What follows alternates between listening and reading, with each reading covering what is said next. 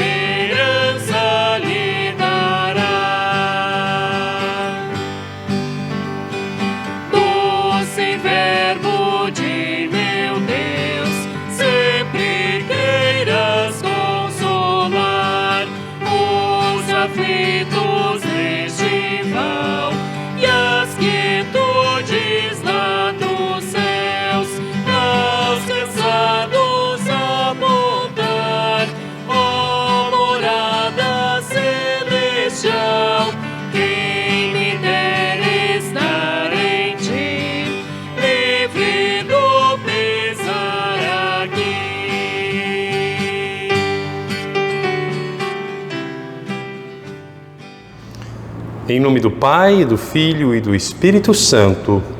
Amém. Começamos o nosso culto lendo o Salmo de hoje, que é o Salmo de número 1, sobre o qual vamos refletir também na mensagem de hoje. Texto que diz: Felizes são aqueles que não se deixam levar pelos conselhos dos maus, que não seguem o exemplo dos que não querem saber de Deus e que não se juntam com os que zombam de tudo que é sagrado. Pelo contrário, o prazer deles está na lei do Senhor, e nesta lei eles meditam dia e noite. Essas pessoas são como árvores que crescem na beira de um riacho. Elas dão frutas no tempo certo, e as suas folhas não murcham. Assim também tudo o que essas pessoas fazem dá certo. O mesmo não acontece com os maus. Eles são como a palha que o vento leva. No dia do juízo eles serão condenados e ficarão separados dos que obedecem a Deus. Pois o Senhor dirige e abençoa a vida daqueles que lhe obedecem, porém o fim dos maus são a desgraça e a morte. Até aqui a leitura do Salmo. Lemos agora o texto do Antigo Testamento, do profeta Jeremias, capítulo 17, do versículo 5 até o versículo 8. O Senhor Deus diz: Eu amaldiçoarei aquele que se afasta de mim, que confia nos outros, que confia na força de fracos seres humanos. Ele é como uma planta do deserto, que cresce na terra seca, no chão salgado, onde não cresce mais nada. Nada de bom acontece com ele. Mas eu abençoarei aquele que confia em mim, aquele que tem fé em mim, o Senhor. Ele é como a árvore plantada perto da água, que espalha suas raízes até o ribeirão. Quando vem o calor, ela não tem medo, pois as suas folhas ficam sempre verdes. Quando não chove, ela não se preocupa, continua dando frutas. Até aqui a leitura do Antigo Testamento. O texto da epístola de hoje encontramos na primeira carta do apóstolo Paulo aos Coríntios, capítulo 15, do versículo 12 até o versículo 20. Se a nossa mensagem é que Cristo foi ressuscitado, como é que alguns de vocês dizem que os mortos não vão ressuscitar? Se não existe a ressurreição dos mortos, então quer dizer que Cristo não foi ressuscitado. E se Cristo não foi ressuscitado, nós não temos nada para anunciar e vocês não têm nada para crer. E mais ainda, nesse caso estaríamos mentindo contra Deus, porque afirmamos que Ele ressuscitou Cristo. Mas se é verdade que os mortos não são ressuscitados, então Deus não ressuscitou Cristo, porque se os mortos não são ressuscitados, Cristo também não foi ressuscitado. E se Cristo não foi ressuscitado, a fé que vocês têm é uma ilusão, e vocês continuam perdidos nos seus pecados. Se Cristo não ressuscitou, os que morreram crendo nele estão perdidos. Se a nossa esperança em Cristo só vale para esta vida, nós somos as pessoas mais infelizes deste mundo. Mas a verdade é que Cristo foi ressuscitado, e isso é a garantia de que os que estão mortos também serão ressuscitados. Até aqui as palavras da epístola de hoje. O evangelho de hoje encontramos em Lucas, capítulo 6, do versículo 17 até o versículo 26. Jesus desceu do monte com eles e parou com muitos dos seus seguidores num lugar plano. Uma grande multidão estava ali. Era gente de toda a Judéia, de Jerusalém e das cidades de Tiro e Sidom, que ficam na beira do mar. Eles tinham vindo para ouvir Jesus e para serem curados das suas doenças. Os que estavam atormentados por espíritos maus também vieram e foram curados. Todos queriam tocar em Jesus porque dele saía um poder que curava todas as pessoas. Jesus olhou para os seus discípulos e disse: Felizes são vocês, os pobres, pois o reino de Deus é de vocês.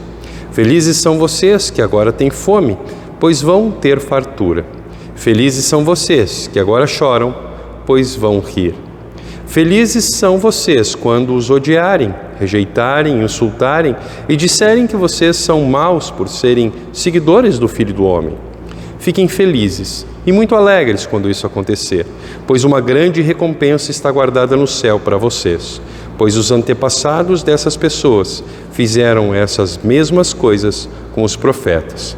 Mas ai de vocês que agora são ricos, pois já tiveram a sua vida boa.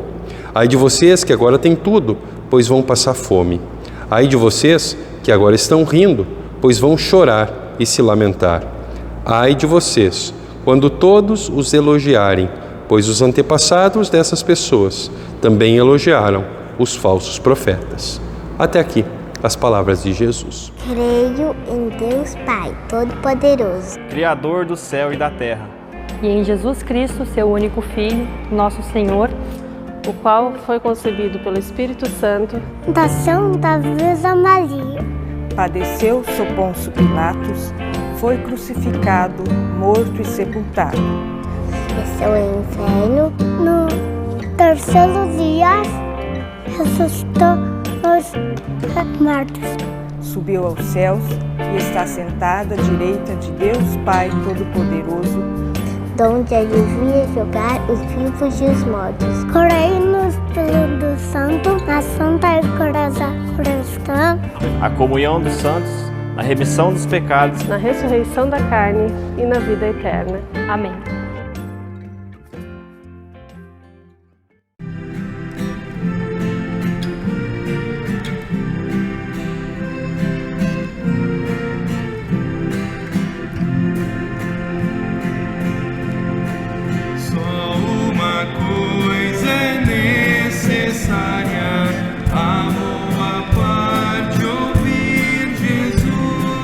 Falando da extraordinária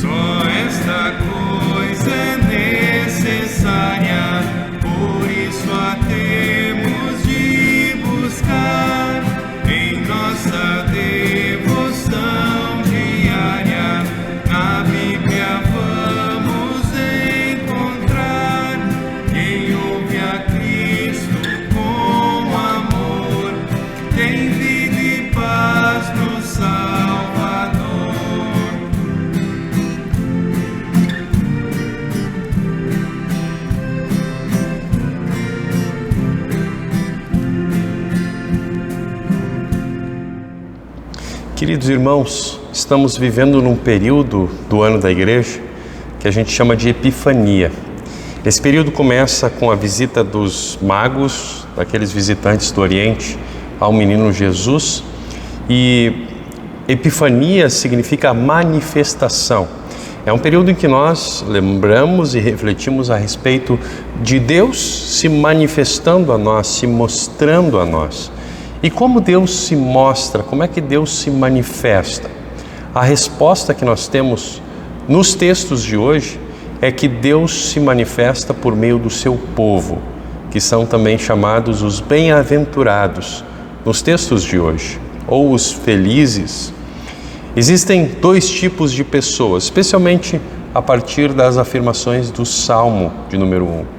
Existem os bem-aventurados, que também podem ser chamados de justos ou felizes ou abençoados, e existem os ímpios. E cada um desses tipos tem um comportamento e tem uma forma de viver e um destino diferentes. Os bem-aventurados, diz o texto, são como uma árvore, e esse é um dos destinos. Já os ímpios são, como diz o Salmo, como a palha que o vento dispersa, outro destino. Eles não prevalecerão no juízo e o seu caminho perecerá. Esse é o destino dos ímpios. Existem dois destinos possíveis, para mim, para você e para cada um daqueles que você conhece. E existem também dois caminhos diferentes que levam a esses destinos. Nós não deveríamos caminhar em um desses caminhos e esperar chegar no outro destino. Não combina. Combina é que se nós queremos chegar num destino, nós andemos por aquele caminho que vai dar nesse destino.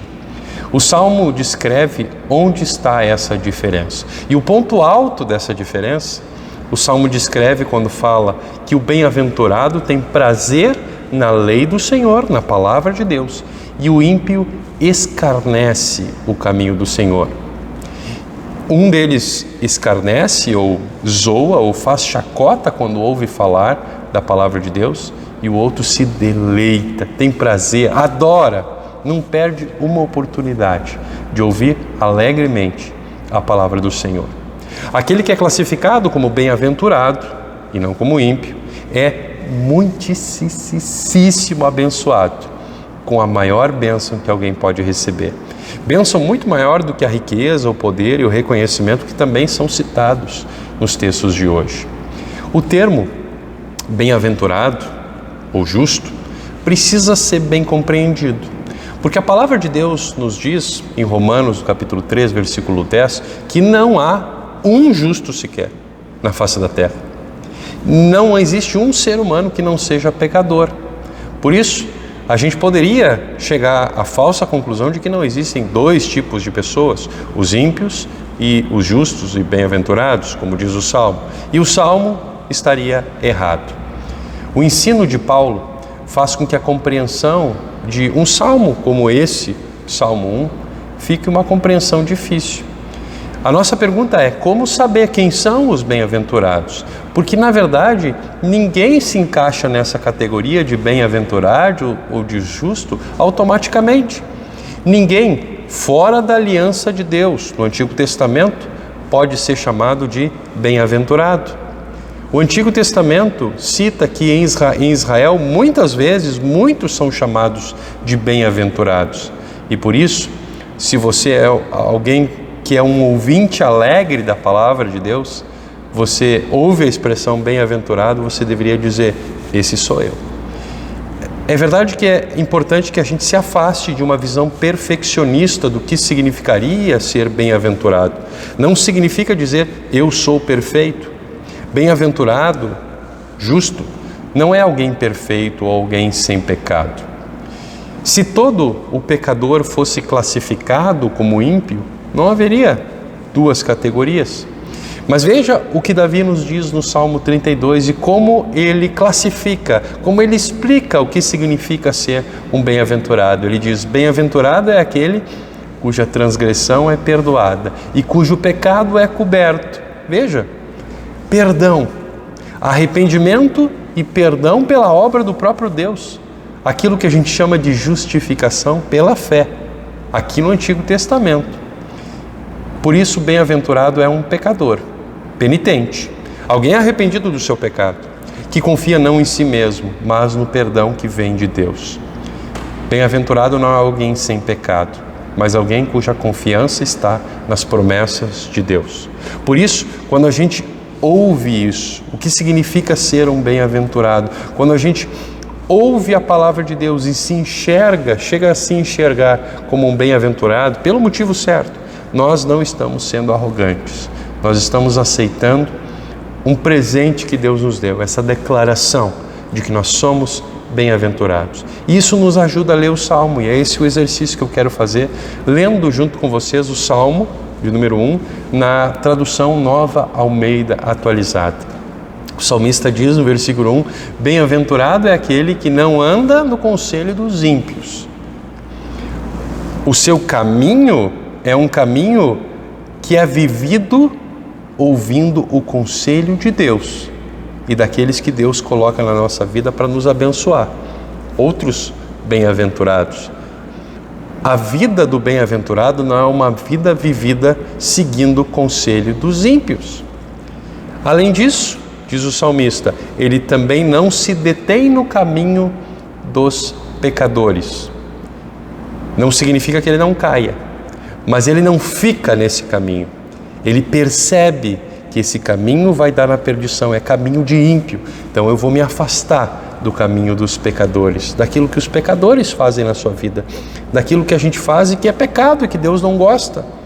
E veja que existe um caminho dos pecadores e existe outro caminho dos bem-aventurados. Que caminho é esse?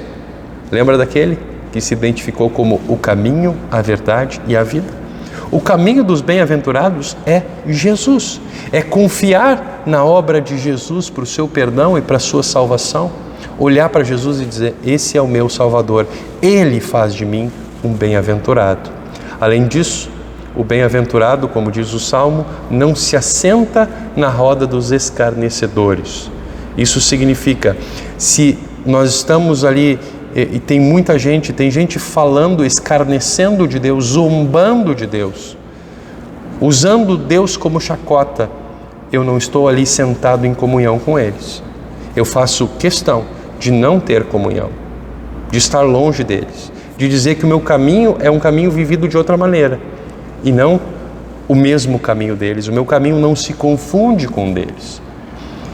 Mas então, se os bem-aventurados não fazem tudo isso, o que os bem-aventurados fazem? O versículo 2 diz, pelo contrário, o seu prazer está na lei do Senhor. Qual é o prazer do cristão, do bem-aventurado? A palavra de Deus, a lei do Senhor. Deus quer que nós sejamos bem-aventurados. Deus quer que nós sejamos justos. E eu também quero ser um bem-aventurado. Eu também quero que você seja um bem-aventurado. Eu quero que essa igreja seja uma igreja formada por bem-aventurados. E para isso, nós precisamos ser um povo que tem prazer na palavra de Deus. É preciso que nós, como cristãos, nos juntemos ao salmista, quando ele diz, as suas palavras são mais doces do que o mel e o destilar dos favos. Nós não podemos reduzir o cristianismo a um conjunto de regras e de práticas. E também não podemos reduzir o cristianismo a uma prática que nos leva a vir à igreja esporadicamente. Pelo contrário, como diz o salmista, o seu prazer está na lei do Senhor e na sua lei medita de dia e de noite. Quando que a palavra de Deus está presente na vida do bem-aventurado? De dia e de noite, não esporadicamente, não uma vez lá de vez em quando. O cristianismo tem a ver com que aquilo que nos faz ter prazer e com quando nós fazemos isso. Se a palavra de Deus é algo que nos dá prazer e se nós aproveitamos todas as oportunidades, a gente está no caminho do Senhor. Somos bem-aventurados. E o prazer de ouvir a palavra do Senhor vai fazer de nós aquilo que o versículo 3 descreve.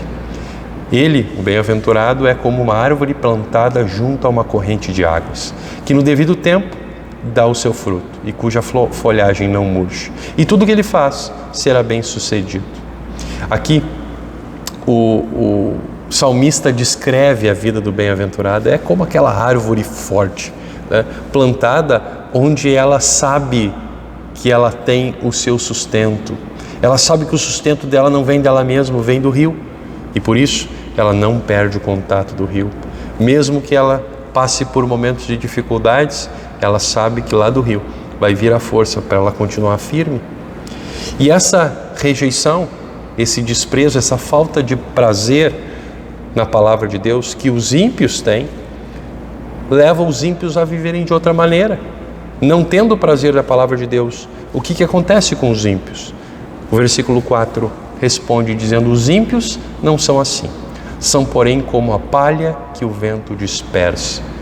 Queremos ser uma árvore forte plantada na beira de um riacho, ou queremos ser palha, algo sem valor, algo desprezível, algo que não permanece? Por isso, diz o salmista no versículo 5, os ímpios não prevalecerão no dia do juízo. E assim o salmista nos aponta para a condenação dos ímpios. E também ele segue dizendo: nem os pecadores na congregação dos justos. Pode ser que hoje nós tenhamos bem-aventurados e ímpios misturados e a gente não consiga saber muito certo quem é um e quem é outro, mas vai haver um momento em que vai haver a separação e Deus não vai cometer nenhum erro nessa separação. O salmista conclui no versículo 6 dizendo: pois o Senhor conhece o caminho dos justos.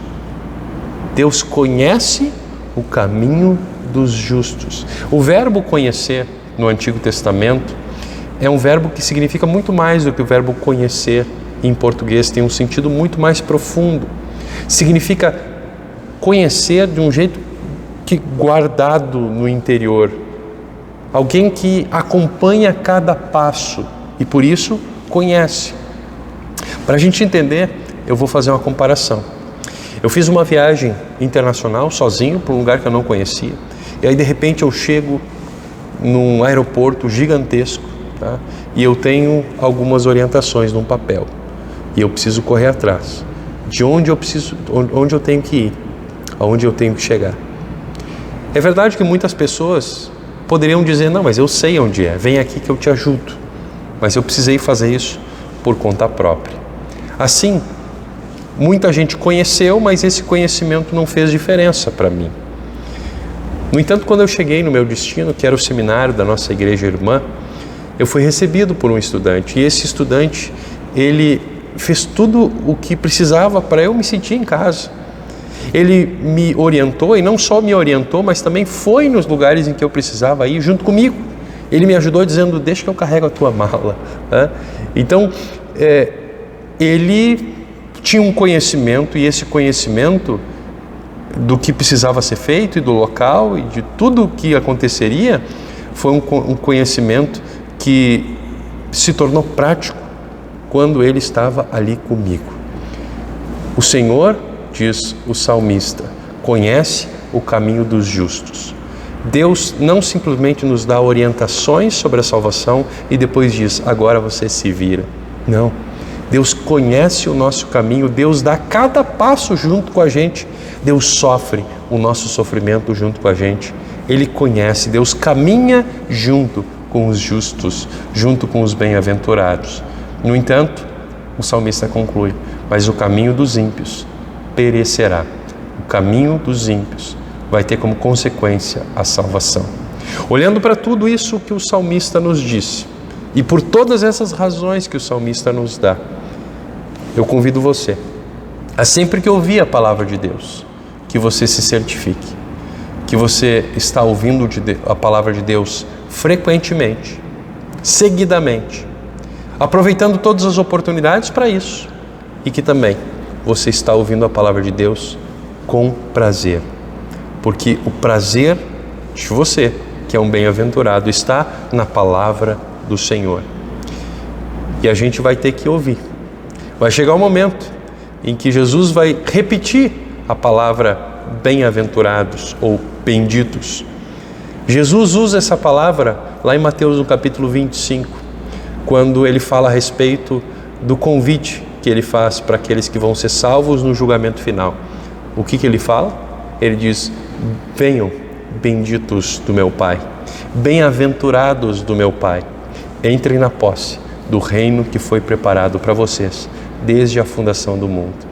Cada um de nós vai ouvir essas palavras de Jesus, porque hoje ouve essas palavras, porque hoje se arrepende dos seus pecados, porque hoje ouve a palavra de Deus com alegria e tem o perdão dos pecados por causa da obra de Jesus. Que Deus abençoe essas palavras nos nossos corações. Amém. Toda a recomendação que Deus nos dá na sua palavra é para o nosso bem. Assim, quando Deus nos orienta, por exemplo, vá ao culto, não é porque isso é algo bom para Ele e ruim para nós. Não, é algo que vai ser bom para nós, que vai contribuir para a nossa salvação e até para a nossa vida aqui nesse mundo.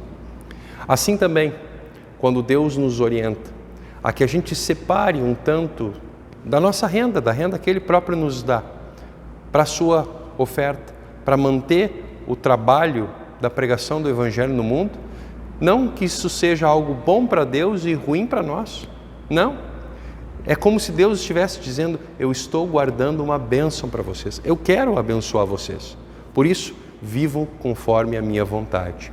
É assim que fazem os cristãos, quando colocam em prática a vontade de Deus na sua vida. Eles estão buscando justamente as bênçãos que Deus tem guardado para eles, na sua lei, seguindo a sua vontade. Deus quer nos abençoar e por isso nós também nos esforçamos para viver uma vida de acordo com a sua vontade, também tendo em vista os bens, as bênçãos materiais que Ele nos dá.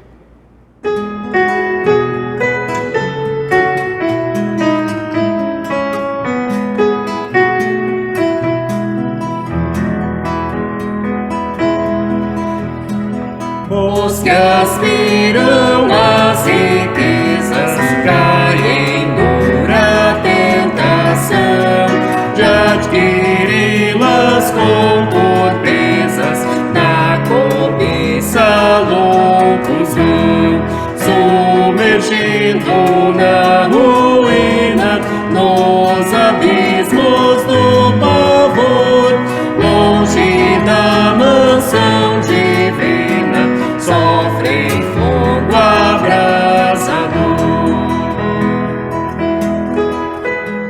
A cobiça do dinheiro é raiz de todo mal. Cuide o crente verdadeiro, que lhe pode ser fatal. Quantos já se distanciaram do caminho do Senhor e da fé se desviaram, vítimas de angústia e dor. Grande ganho é a piedade dos que creem no Salvador e andam com fidelidade nos preceitos do Senhor. Acham seu contentamento nos cuidados de seu Deus, em provê-los de sustento, pois jamais esquece os seus. Como ao mundo nos vieram, nos ao mundo deixarão, como nada que trouxeram, nada à tumba levarão. Mas em Cristo enriquecidos, nada mais lhes faltará. Nele estando redimidos, tudo lhes pertencerá.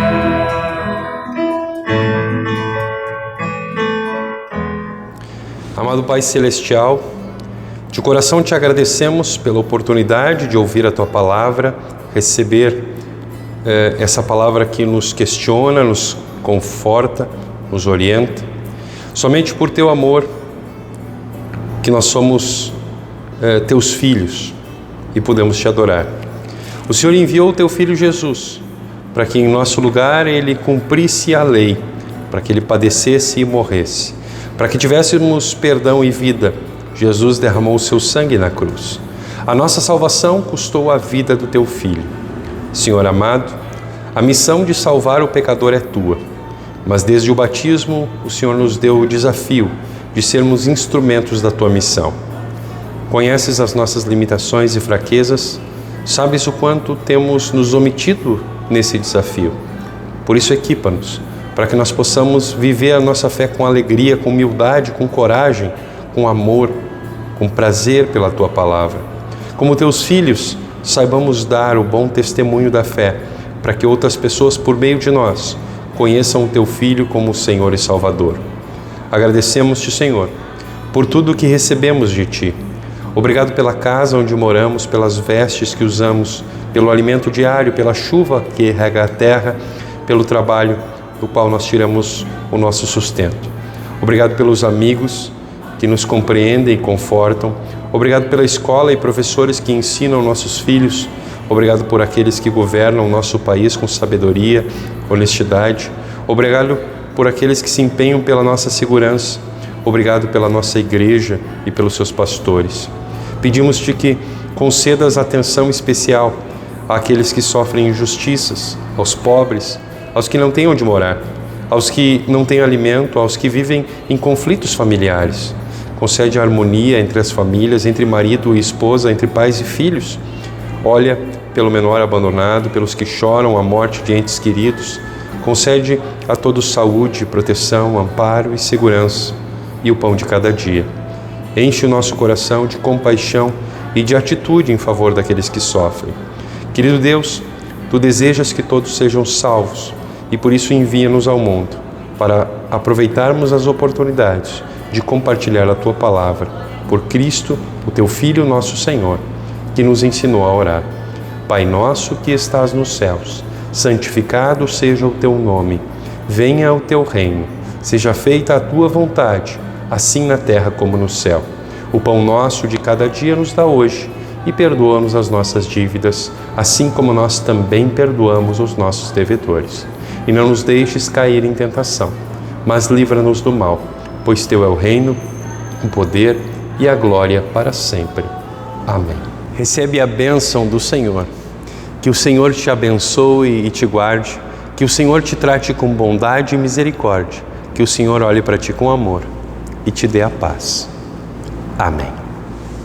Chegamos assim ao final do nosso culto, agradecendo a todos aqueles que trabalharam para colocar esse culto no ar e agradecemos especialmente a sua audiência, que você nos acompanhou até aqui. Incentivamos que você possa curtir e compartilhar esse material e também os outros materiais aqui das páginas da nossa congregação Bom Jesus, para que essa palavra possa alcançar também muitas pessoas através de você, através do seu mouse, através do seu clique aí nas nossas redes sociais. Os avisos das atividades da semana da congregação Bom Jesus estão aqui na descrição desses vídeos e que Deus abençoe vocês e até a próxima.